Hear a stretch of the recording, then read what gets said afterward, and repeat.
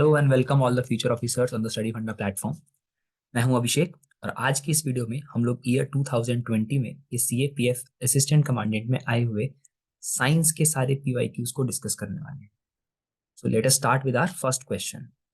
It says which one of the following statements for an object falling freely under the influence of gravity is correct। ठीक है, तो जब भी gravity में कोई भी ऑब्जेक्ट नीचे की तरफ गिर रहा होगा तो उसको हम बोलते हैं free fall.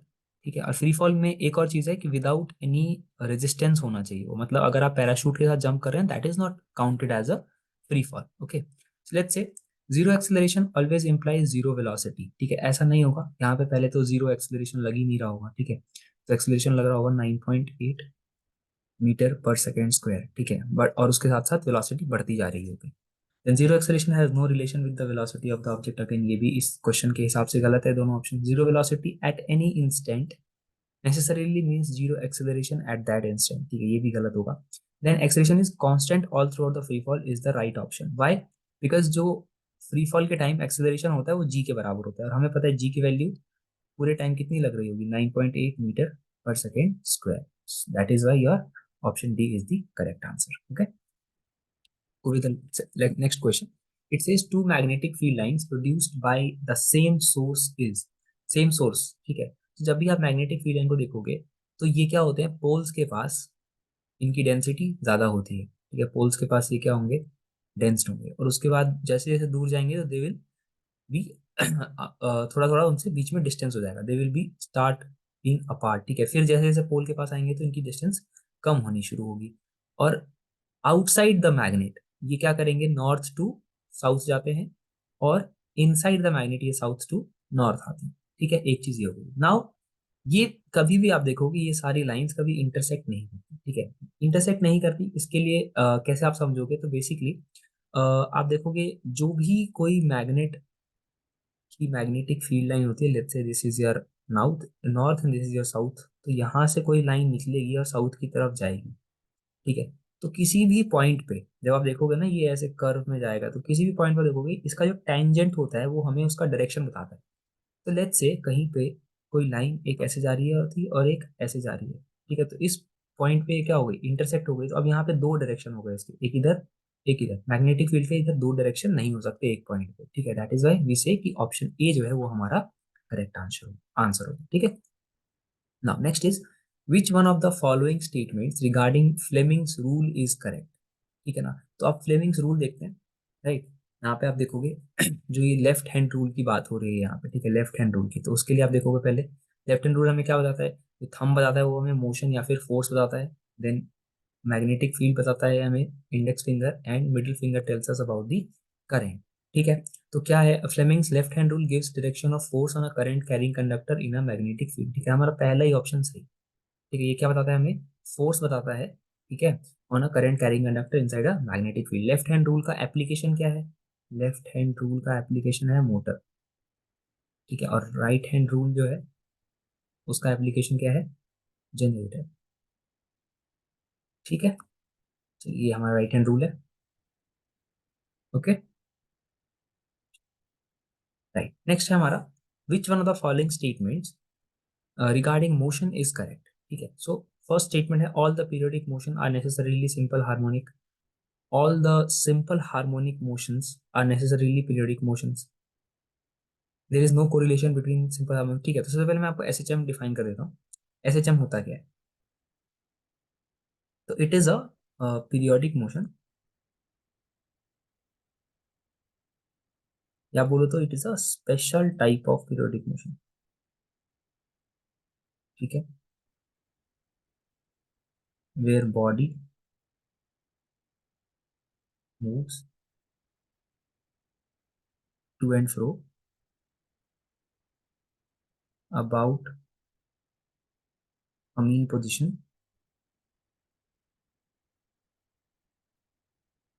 Under a restoring force. ठीक है, under restoring force where F is directly proportional to minus x. ठीक है, मतलब ये एक्स है हमारा डिस्प्लेसमेंट और ये है रिस्टोरिंग फोर्स। ठीक है, तो ये होता है हमारा एसएचएम। मतलब एसएचएम जो है बेसिकली जब आप पीरियोडिक मोशन को देखते हैं तो वहां पे टाइम पीरियड फिक्स्ड रहता है। ठीक है। और जो ऑसिलेटरी मोशन होता है वहां पे axis and time period fix रहेगा। ठीक है बेसिकली। ठीक है, तो all periodic motions are oscillatory motions. ठीक है, और ऑसिलेटरी मोशन और पीरियोडिक मोशन जहाँ पे मिल जाते हैं हमारे, वो क्या हो जाते हैं, एसएचएम हो जाते हैं। ठीक है ना। तो बेसिकली ऑसिलेटरी मोशन जब भी बात करेंगे तो हम बोलेंगे कि एक भाई एक्सिस फिक्स है, या फिर तो बोलो तो मीन पोजीशन फिक्स्ड है। ठीक है ना। तो हम ये बोलेंगे all SHMs are periodic motions. ठीक है, so option B is our correct answer. Okay. Next है हमारा, the radar used by police to check overspeeding of vehicles works on the principle of, so it works on the principle of Doppler effect। ठीक है, ऐसे कैमरे आपने देखा होंगे रास्ते में, रोड वगैरह पे मस्त भगा के लेके जाते हैं, और जैसे ही कैमरा आता है स्लो कर लेते हैं। ठीक है, तो इसमें एक हमारा ट्रांसमीटर लगा होता है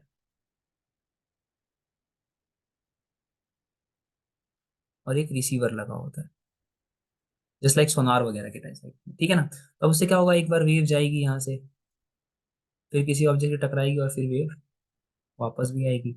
ठीक है, तो इससे हमें पता चलता है कि कोई भी गाड़ी कितनी स्पीड पे आ रही है। And if it is over speeding तो इजिली फिर उसमें कैमरा लगा होता है, उसमें गाड़ी का नंबर आ जाता है, चलाना आ जाता है, सीधा सीधा होम डिलीवरी। ठीक है ना। चलिए, नेक्स्ट है, which one of the following statements with regard to Newton's third law of motion is not correct. ठीक है, so force never occurs singly in nature. ठीक है, फर्स्ट जो ये है ऑप्शन है, देन है when the earth pulls a stone downwards due to gravity, the stone exerts a force on the earth. There is a cause and effect relation implied to the third law, and there is no cause effect relationship implied in the third law। ठीक है, सो यहाँ पे हमें not correct पूछा है। There is always a cause effect relationship. ठीक है, मतलब जब भी एक एक्शन होगा उसके बदले में एक रिएक्शन होगा, तो there is a cause effect relationship. सही है। When the earth pulls a stone downward towards gravity, gravity का भी थर्ड लॉ से लेना देना है, मतलब जितना फोर्स अर्थ एक स्टोन पे लगाएगी उतना ही स्टोन भी अर्थ पे लगाएगा, right. Then force never occur singly in nature. ठीक है, ये भी सही है, क्योंकि फोर्स जब भी लगेगा एक तरफ से दूसरी तरफ से भी आएगा। ठीक है ना, जो हम पढ़ते हैं इसको ऐसे बोलते हैं, force of one on two is equal to force of two on one. ठीक है, और ये नेगेटिव होता है, राइट। तो ये सारे हमारे तीनों के तीनों सही हैं, बट जो हमारा डी ऑप्शन है, ठीक है ना, डी ऑप्शन ये हमारा रॉन्ग है। ठीक है ना, तो ये आंसर हो जाएगा। देन आते हैं, मैग्नीशियम इज यूज इन।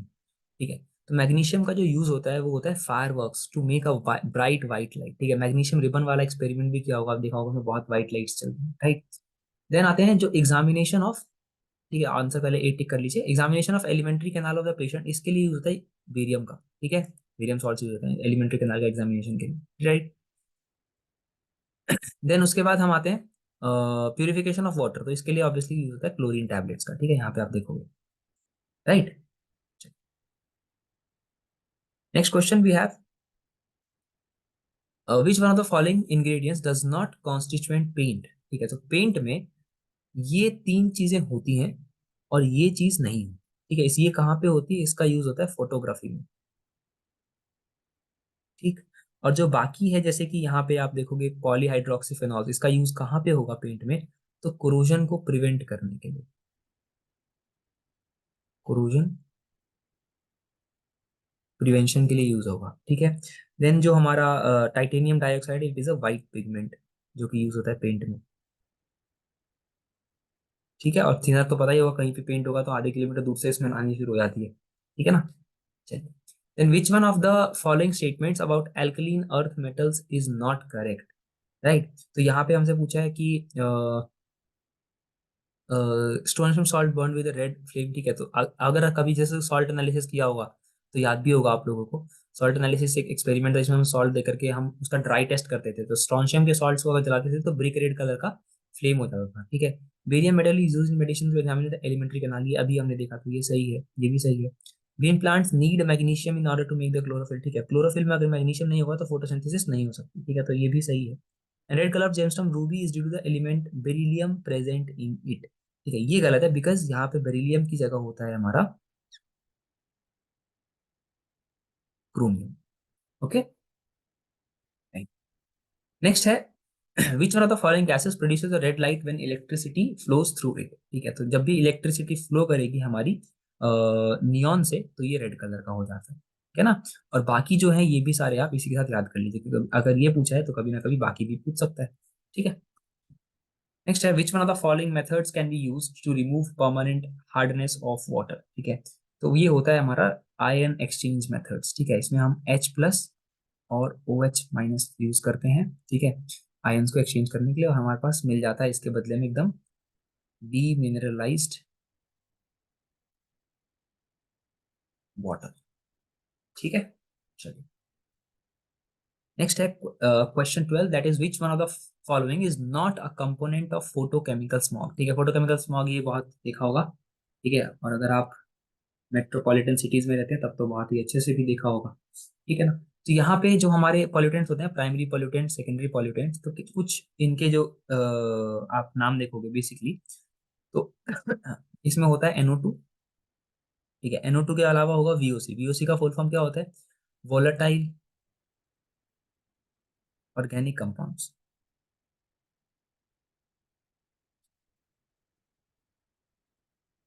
ठीक है, देन होते हैं हमारे ओजोन हो गए, और PAN पैन जो होता है that is peroxy acetyl nitrate. ठीक है ना, जो कि यहाँ पे लिखा हुआ है। ठीक है, तो आप देखोगे ओजोन भी है, पेरोक्सी एसिटाइल नाइट्रेट भी है, और नाइट्रिक ऑक्साइड भी है। नाइट्रिक ऑक्साइड मतलब यहाँ पे NO2। ठीक है, अब ये जो है हमारा, ये नहीं है। ठीक है, तो this is our answer, option C। ठीक है, नेक्स्ट देखते हैं the eukaryotic chromatin is composed of. अब जो यूकैरियोट्स होते हैं, यूकैरियोट्स कौन से होते हैं? वो ऑर्गेनिज्म जिनके पास सेल वॉल होता है। अब जो इनके पास ये क्रोमैटिन होता है, इस क्रोमैटिन में होता है DNA एंड प्रोटीन। ठीक है, ये क्रोमैटिन ही जो हमारे होते हैं वो जुड़ करके बनाते हैं क्रोमोसोम्स। क्रोमोसोम्स का काम क्या होता है? To carry the genetic information. ठीक है, मदर और फादर में से, फादर एंड मदर की जेनेटिक इंफॉर्मेशन चाइल्ड तक पहुंचाने का काम कौन करते हैं? तो ये क्रोमोसोम्स करते हैं। ठीक है, नेक्स्ट है इन विच of the following phylum would you place an animal with a bilaterally symmetrical triple blasting body without a true internal cavity, that is coelom? Seelam. ठीक है, तो अब यहाँ पे आप देखोगे, सब पहले इन सभी के बारे में थोड़ा थोड़ा देख लेते हैं। तो जो पॉरीफेरा होता है हमारा, पॉरीफेरा इज वो ऑर्गेनिज्म जिनकी बॉडी में होल्स होते हैं।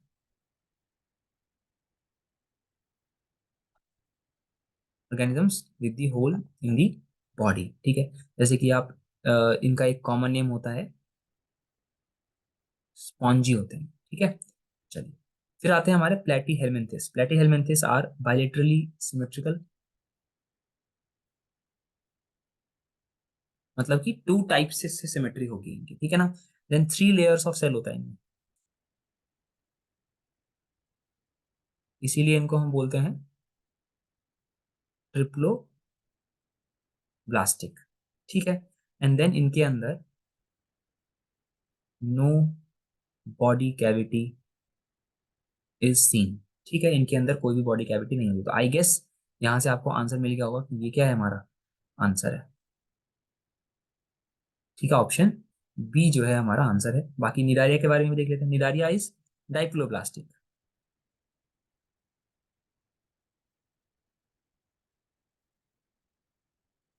डाइप्लोब्लास्टिक है, और इसके अलावा इसमें होती है हमारी रेडियल सिमेट्री।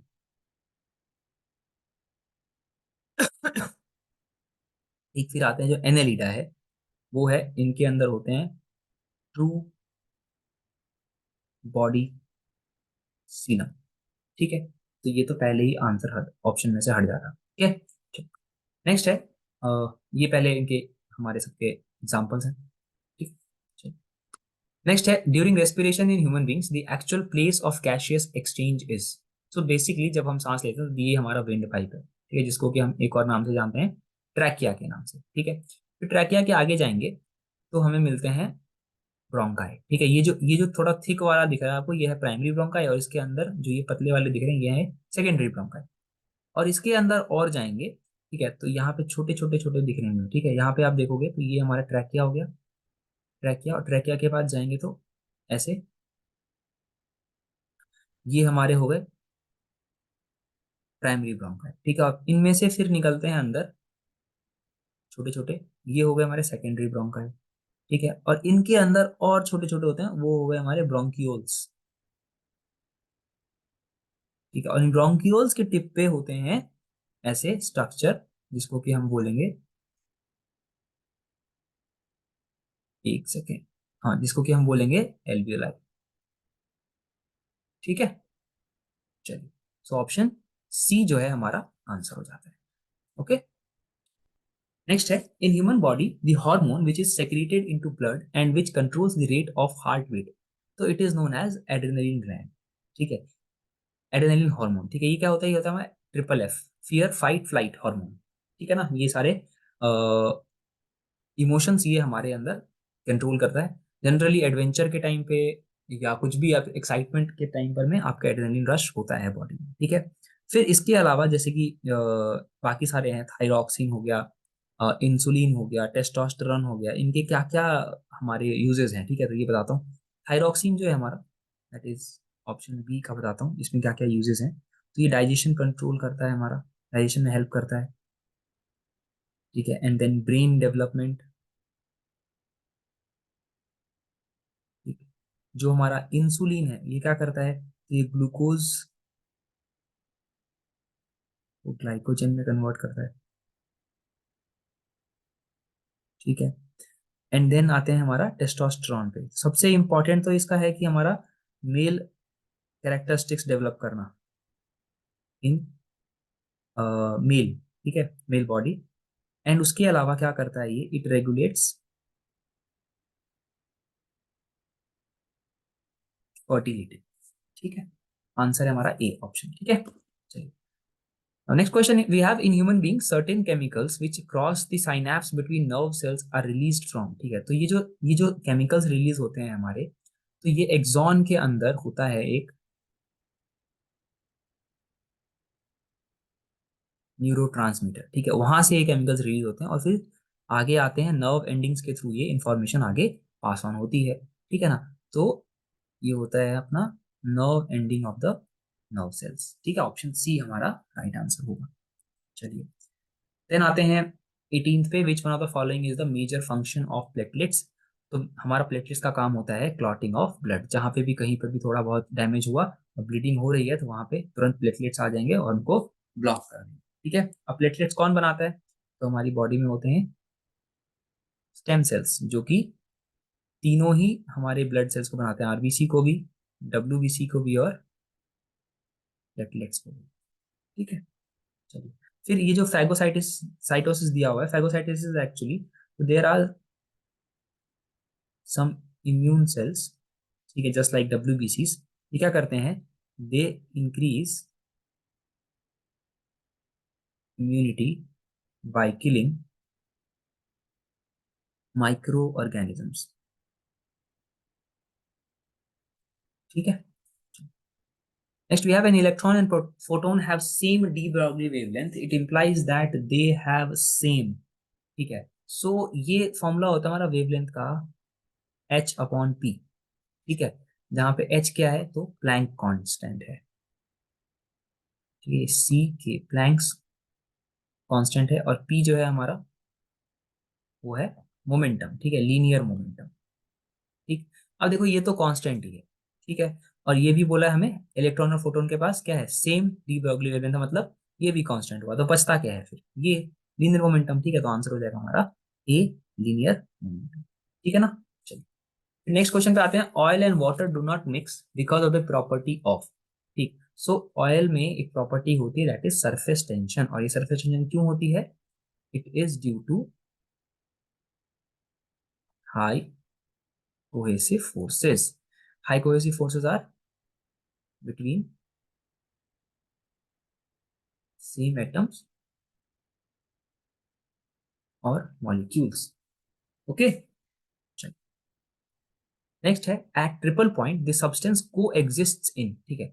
सो ट्रिपल पॉइंट में आप देखोगे solid, liquid and gas, all three coexist, ठीक है ना।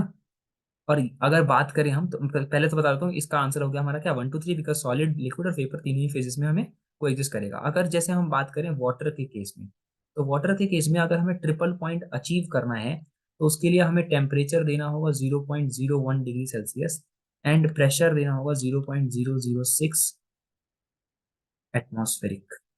ठीक है ना, तो ये करना थोड़ा मुश्किल है। ठीक है, चलो फिर आते हैं question number 22। Latent heat corresponds to the change in heat at constant. ठीक है, तो हमने दो हीट तरह के पढ़े हैं ये, लेटेंट हीट ऑफ फ्यूजन जब कोई भी सॉलिड से लिक्विड में कन्वर्ट हो रहा हो, and latent heat of vaporisation. ठीक है, जब कोई भी सब्सटेंस लिक्विड से गैस में कन्वर्ट हो रहा हो। ठीक है, तो हमने इसके टाइम पे एक चीज पढ़ी थी कि व्हेन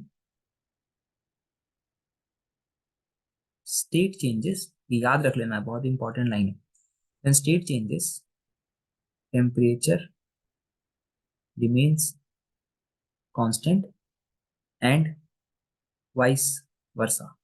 मतलब जब स्टेट चेंज होगा तो टेम्परेचर कांस्टेंट रहेगा, और जब टेम्परेचर चेंज होगा तो स्टेट कांस्टेंट रहेगा। ठीक है, और यहाँ पे जो वर्ड है लेटेंट, लेटेंट, लेटेंट का मतलब होता है हिडन। ठीक है, मतलब ये लेटेंट हीट जो है, हिडन हीट हमें दिख नहीं रही होती है। ठीक है, और ये क्यों नहीं दिख रही होती है, बिकॉज जो इंटरमोलिकुलर फोर्स ऑफ अट्रैक्शन होता है,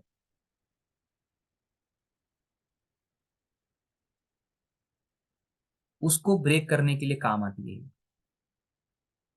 ठीक है, जब सॉलिड से लिक्विड में जा रहे होते हैं तो सॉलिड का, और जब लिक्विड से गैस में जा रहे होते हैं तो लिक्विड का इंटरमोलिकुलर फोर्स ऑफ अट्रैक्शन ये ब्रेक करती है। ठीक है ना, तो इसीलिए ये टेम्परेचर हमारा कांस्टेंट दिखता है एकदम। So option A is our correct answer. Okay, next question देखते हैं। We have which one of the following statements of on photo electric effect is not correct. ठीक है, तो फोटो इलेक्ट्रिक इफेक्ट होता क्या है पहले, तो it is actually emission of electrons. ठीक है, ड्यू टू EM रेडिएशन। ठीक है, अब ये होता क्या, जब भी ये इलेक्ट्रोमैग्नेटिक मैग्नेटिक रेडिएशन हो रहा होगा ना, तो बेसिकली इसका frequency that is new, it will keep on increasing. ठीक है, और उसके बाद एक थ्रेश होल्ड फ्रीक्वेंसी पे रीच करेंगे, और इसके बाद और अगर थोड़ी सी भी रीच बढ़ी फ्रीक्वेंसी, उसकी वजह से इंटेंसिटी बढ़ता है, और फिर इजेक्शन बढ़ जाता है फोटॉन्स का।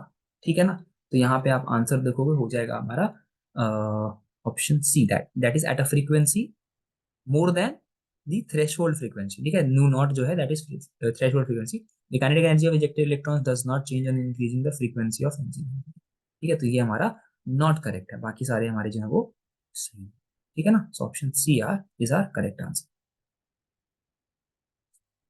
Now which one of the following is the average atomic mass of chlorine atom. ठीक है, अब जो क्लोरीन के ना दो आइसोटोप्स होते हैं, 17 एटॉमिक नंबर होता है दोनों का, और एक का मास 35 होता है, एक का मास 37 होता है। अब ये जो है, ये 75% क्लोरीन ये होते हैं और 25% ये होते हैं। ठीक है, तो जब हम इसका मास निकालते हैं तो हम ऐसे करते हैं, 75% ऑफ 35 प्लस 25% ऑफ 37, तो इसको निकाल के हमारे पास आंसर आता है 35.5 U। So that is your option B.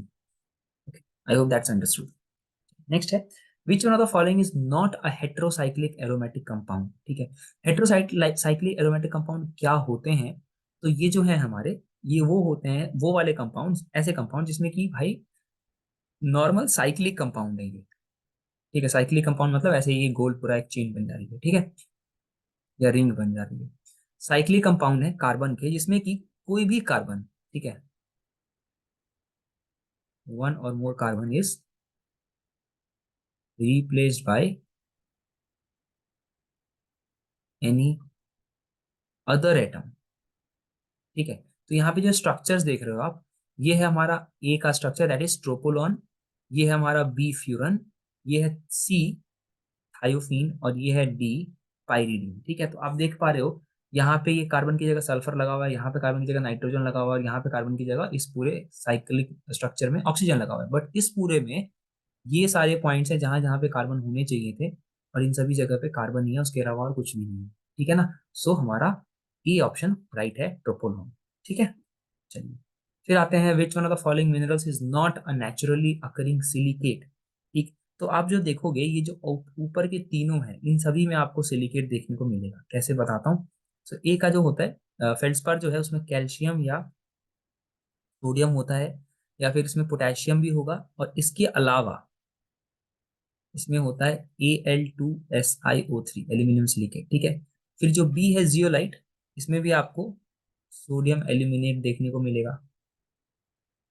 ठीक है, देन जो सी है हमारा माइका, ठीक है, इसमें भी सिलिकेट आपको देखने को मिलेगा। पर जो बॉक्साइट है इट इज एक्चुअली एन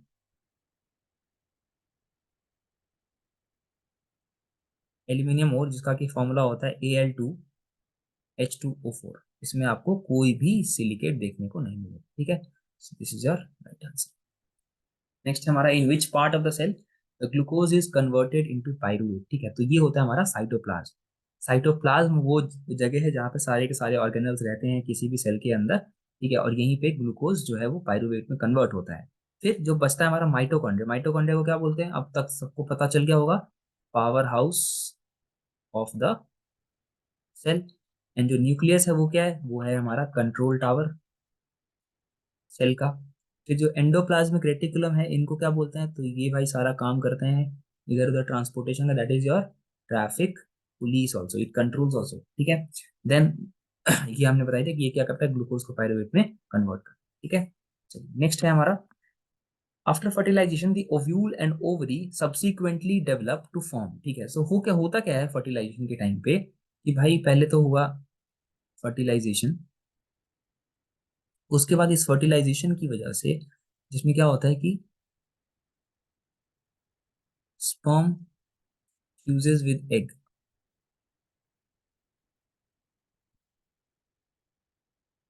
ठीक है, sperm fuses with egg, यहाँ पे एक सीड फॉर्मेशन होता है और फिर वो सीड जल्दी से फ्रूट बन जाता है। तो इस सीड को हम बोलते हैं ओव्यूल और इस फ्रूट को हम बोलते हैं ओवरी, या फिर राइपेंड ओवरी। ठीक है ना, तो आपका आंसर हो जाएगा यहाँ पे option A, that is seed and fruit respective. ठीक है, चलिए फिर आते हैं विच one of the following statement is correct. ठीक है, अब यहाँ पे आप देखोगे इसका फ्लो चार्ट, तो ग्लूकोज कैसे कैसे ब्रेक डाउन होता है। ठीक है, तो जहाँ पे एब्सेंस ऑफ ऑक्सीजन है वहां पे हम क्या बोलते हैं कि क्या हो रहा है ग्लूकोज में, तो वो किस तरह का रेस्पिरेशन हो रहा है, दैट इज योर एनारोबिक। जहाँ पे प्रेजेंस है वहां पे एरोबिक रेस्पिरेशन। ठीक है, तो आप देखो ग्लूकोज फर्स्ट स्टेटमेंट कह रहा है glucose breaks down to carbon dioxide H2O and energy in organisms. ऐसा नहीं है, कार्बन डाइऑक्साइड यहाँ पे बना बट वाटर नहीं बना। ठीक है, सिमिलरली इधर कार्बन डाइऑक्साइड ही नहीं बना। ठीक है, तो ये गलत हो गया। Glucose break down into ethanol CO2 and energy in our muscle cells. ठीक है, हमेशा नहीं होता अगेन। ठीक है, it breaks down into ethanol and energy not CO2। ठीक है ना, तो ये गलत है फिर से। Glucose breaks down into CO2 H2O energy in all aerobic tissues. Aerobic tissues कहाँ है, ये रहे प्रेजेंस ऑफ ऑक्सीजन। यहाँ पे क्या क्या बन रहा है, CO2 बन रहा है, वाटर बन रहा है, एनर्जी बन रहा है। तो ये हमारा ऑप्शन सही जो है सी है। ठीक है, डी हो गया, हो गया होता है, गलत हो जाएगा। ठीक है, तो और 29 का हमारा option C is the correct answer. ठीक है, that was it. You can contact us on this number for any type of doubts. You can also comment down your doubts and your score after attempting these questions in the comment section. I'll see you in the next one. Thank you so much. Jai Hind.